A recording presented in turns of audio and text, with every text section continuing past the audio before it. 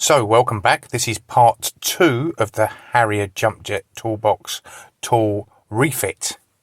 So this is the outside of the case, and if you remember, we have already refitted one side, which is the Makita tool side. Now we're going to move on to the far side. This is the lining it comes with, empty, totally useless to me. This is the custom made to fit by SHADOWFOAM. So, before we start cutting anything, it is best to lay stuff out and see how it goes. So I've got a 12-inch, a 10 and an 8. I've left a little gap there for the 6-inch Dynamite adjustable wrench.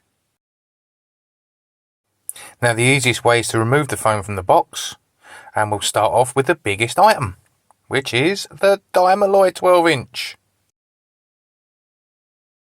Quickly followed by the 10 and the 8.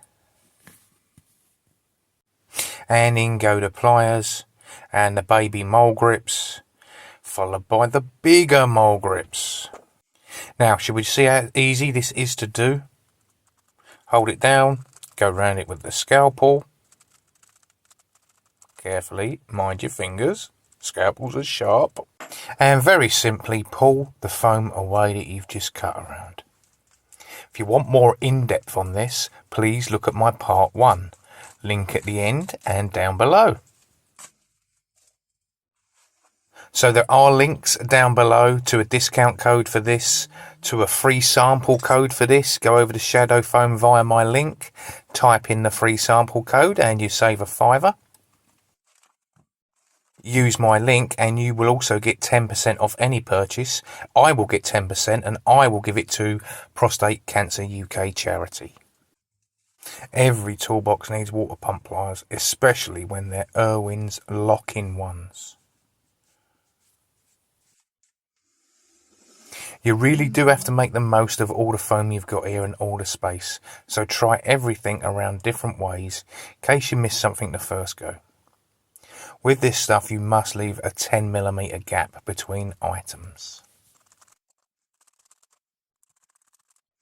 Now, if you were wondering how accurate you can be with this, you can see here I'm cutting out the tiny little bit in the middle of that one handle.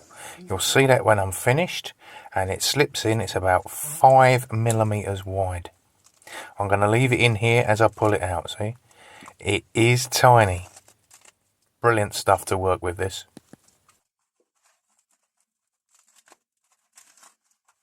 So this is my grippy side, right? Pliers, pincers, mole grips, and then you've got the adjustable spanners there that grip nuts, obviously. So everything this side is for gripping, cutting, stuff like that. All different sorts of pliers, some hard wire cutters now going in. And you can see I'm only removing just enough to make it lay level with the foam. Cutting out a big bit there at the top to recess the head.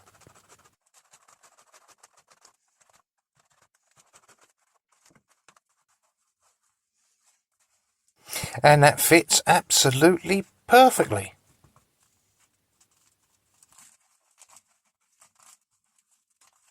This is for a pair of wire cutters. Craftsman wire cutters, they are my favourite. I did do a restore on these. And a pair of duckbill pliers.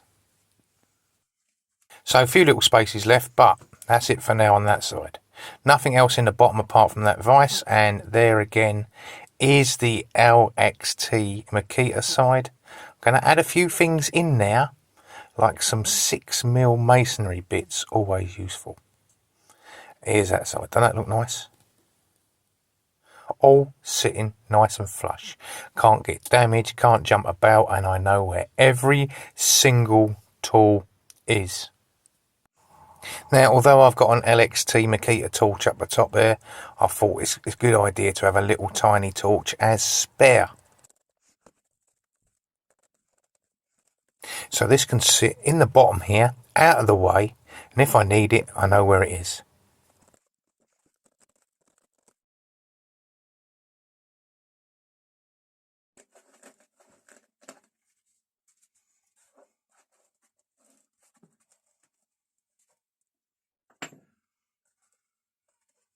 And one of the best things about this system is when you remember something you need, like that reel of electrical tape there, you can find a space for it, cut round it and put it in. Shadow foam, it really is that easy. There will be a part 3 to this. Right, I'm going to say thanks for watching and bye for now.